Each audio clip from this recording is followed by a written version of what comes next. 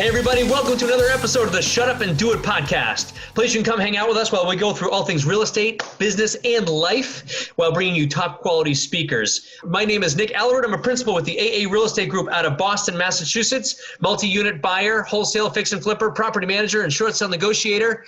And we're here today with some couple from the great Northeast in New York, not necessarily New York City. That's okay though, that's okay. It is Jake and Austin Deraaff. You have no idea which one's which, but let me tell you about them first before we get into who is who on that one. These gentlemen are just over the shy age of 20 years old, and they both made their first million in their, before the 20s or in their early 20s? Early 20s. Early 20. That's damn good, if I'm mistaken. So they both made their first million in real estate. They've got about 34 units. They do about 60 to 70 wholesale deals per year in their markets. We're super happy. And they're also part of a very prestigious mastermind that we're a part of together. I am so happy to welcome you guys onto the show, Jake and Austin. How the heck are you today? Thank you so much for having us on the show, Nick. We're super excited. Thank you, Nick. Yeah, guys, I've listened to this guy for about a year now. His podcast is number one, not two. It's number one, so we're blessed to be on it. Fantastic, guys. All right, raise your hand. Austin, who's Austin? Okay, that's Austin, and where's Jake? Now we're all together. It's been recorded. No one can mess with anybody at this point. And the older sibling is who? This is important. All right, good. So, okay, Austin's actually pointing to Jake, which is a good thing this time, because I was all messed up before we had this call here. So now that we got the important stuff out of the way, gentlemen, tell your story. Tell a little bit about how you got into real estate and what you're doing. Great. So, yeah, it's a great question. So it actually started through a course, a $249.99 course. Me and Jake dropped out of school when we were 20, and I was in the library one day, and he came over and dropped the course on my desk, and I was like, all right. The title said, how to buy real estate with no money. I'm like, all right, check, that's me. No license, check, and no credit. I'm like, I have none of these, perfect. Started reviewing it. The guy kept bringing up wholesaling. So then we started diving deep into it. And long story short, we dropped out of school, moved out of our parents' property, went on our own, and started a wholesaling business. And it took us 7 months to get our first deal. It was the longest and hardest thing. But once we had that first check for $15,000, it kind of changed our life. That's fantastic. I want to go back to you guys being in college. So what were you going to school for? I was going to school for business management, so I don't even know what that is. and how about you, Austin? Yeah, finance, but I was only about English, so I don't know how that's relevant. So, finance and business management. Still a better future than a political science major from New Hampshire. So I appreciate that. That's good. So no, for real, you guys were what, studying for an exam? And what were you doing in the library? This is in college then? Yeah, no. This actually, we actually were home for the summer. We were in the public library near us, and we didn't know what to do because we didn't want to go back to school. We were kind of on the fence, and we just said, hey, look, check this out. Dropped it, went crazy, and dived right into it right away. Shout out to the clever investor, Cody Sperber. That was the course we bought. Yeah, in the summer of 2017. Nice. Cody's a great dude. He's a great dude. I want to go into this mindset though. This is actually really interesting because you're the first two we've had on this podcast that have done this. And I want to find out the mindset, the thought process. So you guys are in school, and then what made you guys decide that this might not be the right move for you? I mean, at the end of the day, look, we weren't getting enough value out of it. Personally, for me, I wasn't excelling, I wasn't growing, and I wasn't making any money. So like at the end of the day, we really decided, we've done college for 2 years. Let's see if we can work something out. And we heard about this thing called real estate. But like Austin said, we really had no money, no connections, no license, no credit. And we found out about wholesaling, which was a way to, put $100,000, $500,000 down on a deal and potentially make $10,000, $20,000, or $30,000. So that was very interesting for us. And that was a great way to get into the business. And, we just fell in love with real estate pretty early. Once we cashed that first check and we got that proof of concept, there was just no turning back. Yeah. We were always flipping things. Like we used to have these lemonade stands, flip brownies. Like mom would make them, sell them for $2, make it for 50 cents. Flipping shoes, then flipping. We're always flipping something. So I flip real estate. The only difference was the mindset you can do it. And we always had a pretty good mindset that we knew we can do whatever we want. So that was the biggest thing going into it. We had the right foundation to be able to start it. That's awesome. That's brilliant. That was going to be my next question too, is again, we like to try to dig deep on this podcast too. And one of them is, it sounds like, people that have a different relationship with money growing up, right? And from the sound of it, and it's funny because a lot of us have that in common, whether it's a lemonade stand or like baseball cards or brownies, like whatever it is, right? We're always like just trying to make a buck on the street, right? Yeah. How is your relationship with your family and money growing up? Did she instill that, or did you guys have that on your own, or how did that work? I mean, we were like low middle class. We never had a lot of money. We were just big athletes in high school. So like we focused on basketball throughout our whole childhood to end of high school and going into college a little bit. And we just put a lot of work and effort into it. And then for those 2 years in college, we weren't really playing basketball. We were trying to figure out what's the next step. Once we found out real estate, we were able to put all that work ethic from basketball and just essentially put it into real estate. But to answer your question, yeah, we never really had a lot of money growing up. Just wanted to hustle. eBay was our big thing when we were in high school. Flip stuff on eBay and just try and make some money. You know, like you said, go to the movies on the weekends, have some money in your pocket. Yeah. That's fantastic. So Cody Sperber was your first investment, and he taught you guys how to wholesale. Talk about your transition from like sitting one day in college at your public library saying, you know what, there's no value there, which by the way, I just want to rein that in and really hit on that for the listeners here. I don't think that college is a bad thing. I think that it's great for certain people, but I think that you guys just nailed it as far as what is the value, right? It used to be that, I haven't done this rant yet, so, let's do this rant together, guys, right? Like, it used to be that everybody's like, okay, here's the trajectory. My kid's going to go to high school, go to college, and then either be a lawyer, doctor, physical therapist, something, right? That was the trajectory. Yeah. And then, as at least in Massachusetts, where everybody and their brother and sister and nephew and uncle and aunt are attorneys already, like, it's difficult for them to start making that money back, especially when the school tuitions were going up and up and up and up and up and up and up. So value is such an interesting term that we as investors have learned to use. And now if we apply that to like higher education, it's almost like dumbfounded. Like people are like, what do you mean it's not a good investment? It's education. Well, it's like, depends on how you look at it in return on investment, right? Exactly. So, 100%. Nice work, you guys. I like that you bucked the system a little bit. All right, okay. Now let's talk about your transition into wholesaling. So you took his course, and it was like the hardest 6 months of your life, which it sounds we all have that in common, right? Getting the first deal done is the hardest. Tell us about that. What were your struggles, and how'd you get into that first deal? Yeah, it's a great question. I think the biggest thing was obviously we're in the wholesaling business. You're really in a marketing and sales business, and the problem with the first 6 months was we were doing every single marketing strategy possible. Door knocking, going to attorneys, putting out bandits on. Like every strategy, we weren't consistent with it. It was always like 10%, not going 100%. So when we made that transition to really pick one strategy, dial down, and scale it, that's when we started to see results. So we were doing it. We knocked on attorneys' doors, put up bandits on, just cold call. It wasn't. We didn't have a consistent effort, and we didn't take massive action.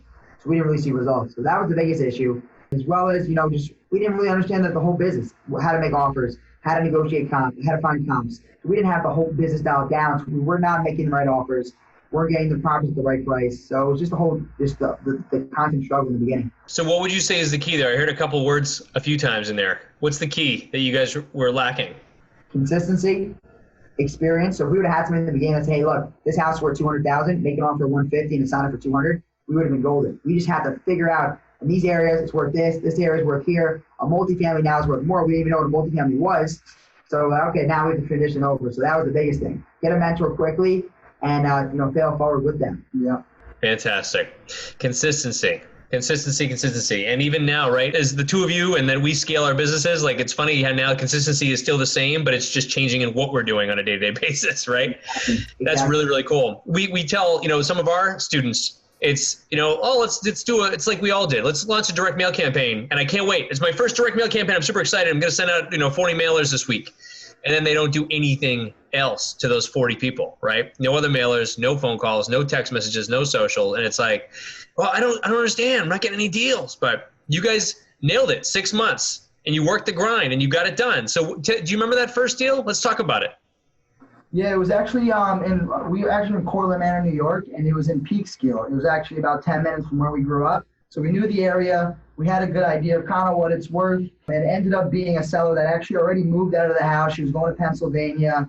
I think she was in the middle of a divorce or something. And, she had a lot of stuff in the house, and she didn't want to show anyone. She didn't want to put on the market.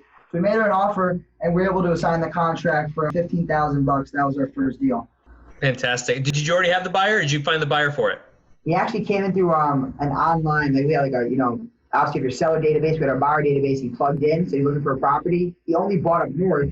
But I said, look, man, this house, I knew what it was worth. I said, it's worth $400,000. Someone at $200,000. How can you lose? He said, all right, come check it out. Came and checked it out. I said, yeah, I'm good to go. So that was actually his first property in the area, but we did pretty nice on that one. That really just gave us the proof of concept which we really needed. So that was a big blessing.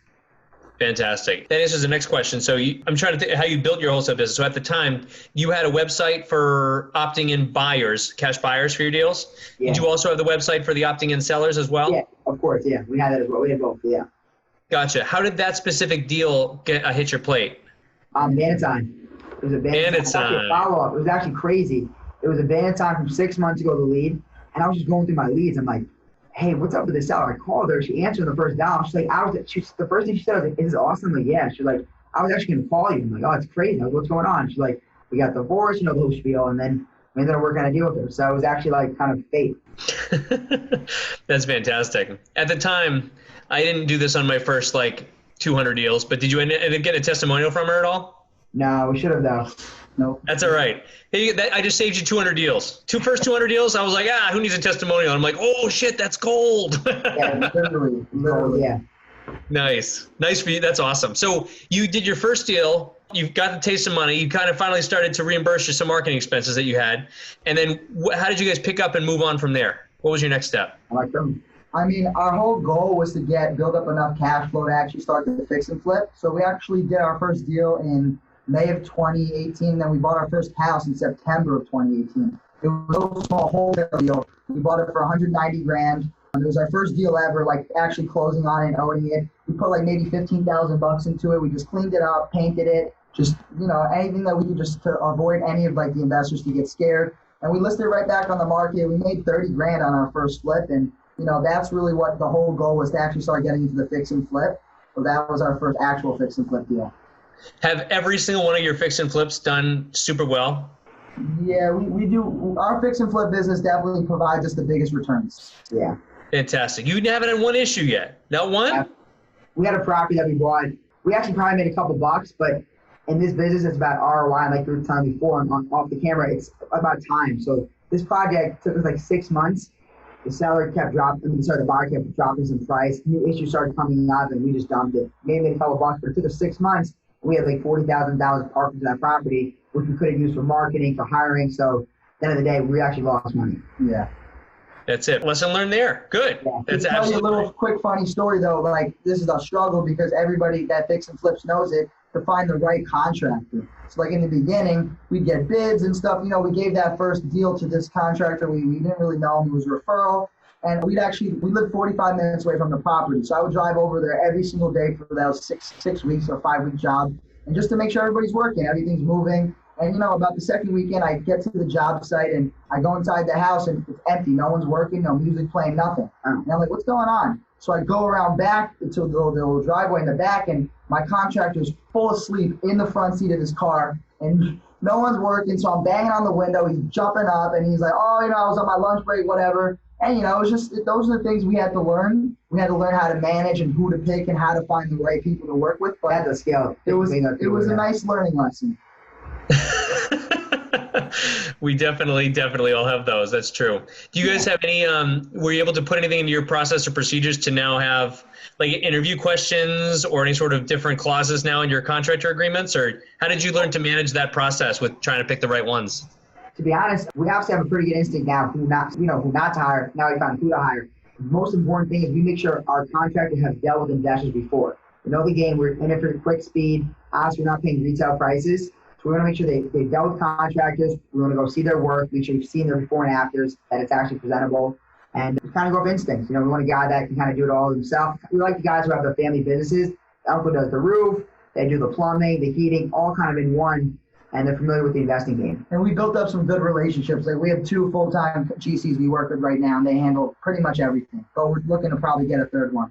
Excellent. Brilliant. That's excellent. All right. So now you're a fix and flipper and you're going around and, made a couple, you didn't really make any mistakes. I get it. You had some challenges with some contractors and then you started finding ones that you were picking better ones. How, this is a question that there's no judgment on anything, but how many of those did you had going at once? Have you always just tried to do one at a time just to keep focus? In the beginning, it was always 2. Because sometimes we don't always fix and flip. We buy them, we clean them out, and then we just relist them the next week. And there's wholesale. So we can handle a couple of those. But right now, currently, we have 5 or 6. 2 or 3 of them are hotels, just closing on them, relisting them, no workout. And then a couple of them are also full renovations. So our goal is to do about 30, 40 a year. So that would be at any given time around 4 to 5. Nice, nice. Define wholesaling for some people who haven't heard that term before. We had a guest that did wholesaling, but it was like, I think 4 or 5 months ago. Define So that. basically, it's when we're able to identify a property that we can buy for a good price, like a wholesale deal, but the property's in good condition for a bank to loan on it. So what we like to do is if it's in good condition, the boiler, the roof, the kitchens, the bath, they all look like the bank would loan on it. We'll close on it, clean it out, paint it, just make it livable, which it basically already is. We're just fixing minor issues, and then we're just getting that full retail value on the market for it. The most important thing for the hotel, though, is it's a good school district because people pay for that. Good school district, and it really can be financed. You have to make sure the roof's not shot, the boiler's not shot. Like, really go in there and make sure that they can finance it. You have those two things. If people pay for good schools, because your end buyer is a mom and dad with a son and daughter. That's who wants to live in the property. So we try to envision the end result, and we buy in the right location. So that's the goal. Fantastic. Okay. And so now you're plugging away with fix and flips, and you started, what was your mindset as far as getting into multifamily and rentals? Well, we just decided, we learned that, we only get paid when we close deals. And as fun as it is to get paid on deals, we want to also get paid every month, every week, whatever the case may be. So our whole goal is now to create a passive income stream that can, just take care of the business. And we want to grow it. We want to be a big time multifamily, buyer. That's really our goal right now. That's our focus. Brilliant. Yep. So turning that active income into passive income, right? Because we all love transactional and the thrill of the hunt, but once in a while it just doesn't it's not worth the time once in a while. So. Yeah. Sure. And also, we in our first couple wholesales, we made a bunch of money wholesaling multifamilies. But we saw what these guys did on like the refinance, pulled all their money out, they made a killing. And we're like, why don't we just do it ourselves, So we kind of saw these other guys doing it, making a fortune. Good for them, happy for them. But we're like, we have the capital, we can raise the capital to do it ourselves. Brilliant. Have there been any impacts from COVID-19 in your business? Have you guys changed up anything because of that or not really? It's crazy. You think New York is really, really tough with COVID-19. I mean, we're not seeing too much hassle with even like people going through those properties. We've only seen better results in terms of the marketing and the conversion on their deals. The only thing is deals are just taking a little bit longer to close like towards the beginning of COVID because of obviously skeleton crews, attorneys, municipals, it takes time. But yeah, we really haven't seen much of a slowdown. We're having our best year so far. So keep going. Now I want to know the first multifamily deal. How did you get it? How did you structure it? How did it work? Yeah, great question. It's actually through a bandit sign. We buy house sign. Bandit signs? Yes. We love bandit signs. The guy called us and was like, at first, I didn't really know that market too well because it was across the river. It was a really hot market, and I didn't really think it was a good deal. And then I just kept seeing the lead. I'm like, let me get this guy. I had a lead manager call the guy back, set up an appointment. I went out to meet him, and I ran the numbers, and his income was crazy high. His expenses were just his income was really good. It was just his expenses were too high, so the NOI didn't look too good. So when I saw it, he was like overpaying for insurance, heat, everything. I made a couple calls. I knew I could reduce them. So then we did some negotiation back and forth. We locked in at a good price. So we paid $490 for it. And we had an appraisal as is today at $625. So we have instant equity in the buy. The property's already turnkey, already producing cash flow. So on this one, unfortunately, we had to line up financing in the beginning because we didn't have enough tax returns to go through a bank. We lined up private financing, paid the investors out 10 and 12%. We came to the table with only about 20 grand. We had to have some skin in the game. And we closed on it, about a month ago, and it's cash flow on day one. So in the next 6 months, we're going to refinance, pull all the investors out, and just hold on to it. Oh, that was only a month ago you got that, huh? Yeah. Nice work, gentlemen. Yeah. Oh, hell yeah. Okay, cool. So, that was your purchase. And now what does it need for repositioning or anything? I mean, just when the tenants come out there, just put in the inside work and just renovate it to maybe someone who wants to pay more for the units. It really doesn't need too much work. It's pretty turnkey. I mean, obviously, you want to remodel and resell it, put new windows in, put a new roof in, but we're not there. We're looking to hold on to for life. So. Yeah. One of the things that we can do in New Hampshire, but we can't do in Massachusetts, I'm curious if you can do it in New York. Have you heard of that utility billing system, the ratio RUBS? Yeah. You have that in New York? Yeah, you can do it in New York. Nice. Yeah. Now, I'm assuming you just said their expenses were super high, and I'm wondering, just going down my own list, right? I'm assuming water, sewer was super high. What else was, does the landlord pay utilities? Yeah, so on day one, we dropped the insurance down $6,000, so a $60K NOI increase on day one. And then we're already functioning over to make sure all the water is paid by each tenant. So 7 tenants, the water bill is $4,000 a month, divided by 7, pictures of them. And then the electric, we're going to put some LED bulbs, stuff like that in the property to reduce the expenses. We're definitely going to add value. We added value on day one already. So our plan is to get the expenses as low as possible, go back to the bank, refinance, and hopefully pull all the money out of the property. Fantastic. Nice work, gents, on your first big and Burr purchase, right? Yes. Going for it. All right, fantastic. What are you passionate about now? What's next for you guys? I mean, the whole goal is just to keep continuing growing the business. We want to get to 200 deals a year. We just hired an operations manager. We have 3 departments, so we're looking to just really build each department out and make them create a whole machine, so that at the end of the day, we can go raise more private capital, look at bigger deals, and continuously just produce revenue.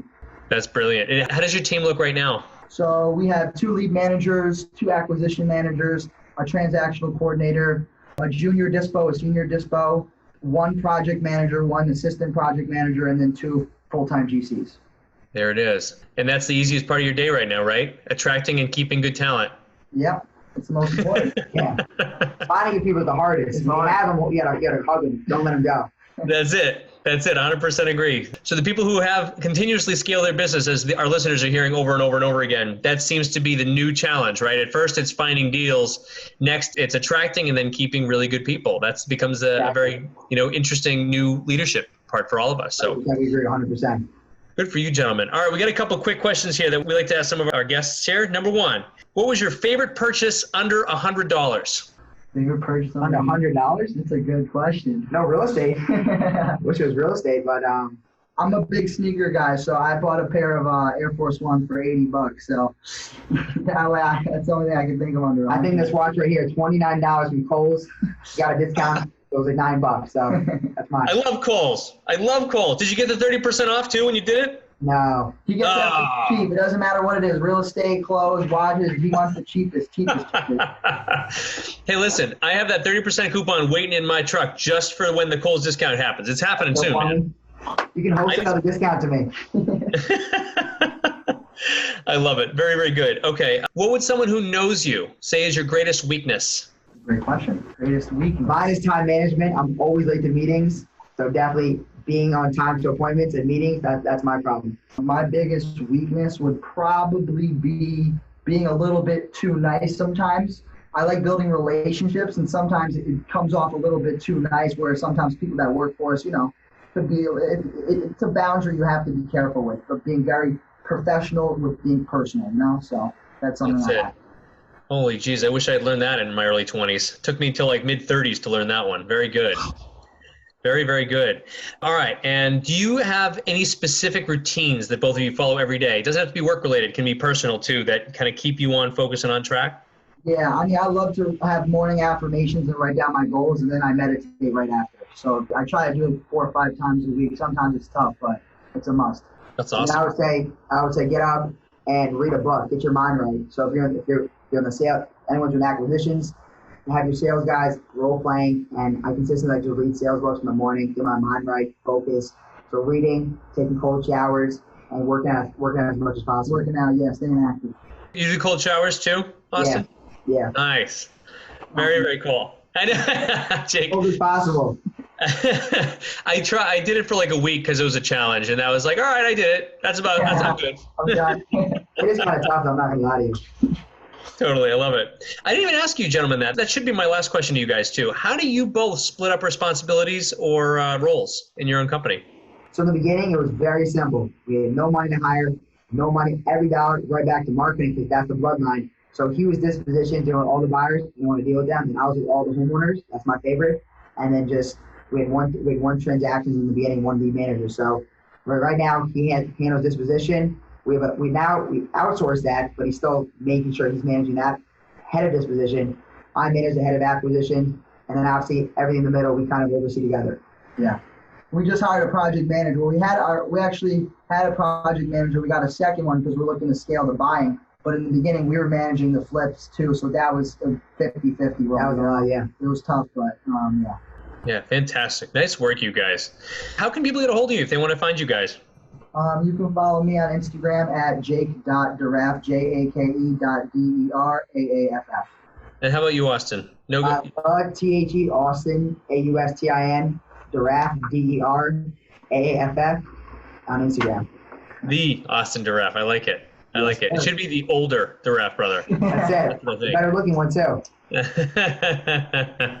For all those young folks out there, they're on the Insta. So make sure you check out the Insta and their profiles on that stuff. Us older folks are on the Facebook, and we also the Google as well. So, hey, folks, that is all for this episode of the Shut Up and Do It podcast. We want to thank Jake and Austin for your time today, gentlemen. Appreciate it.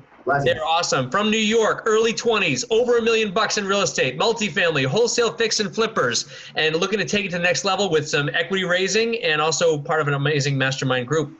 For those of you listening, thank you guys so much for listening, and we hope you guys check out all the episodes. Head on over to shutupanddoitrealestate.com for all the episodes here, as well as please like and subscribe if you're on YouTube, iTunes, the Google, the Insta, wherever you are listening to this.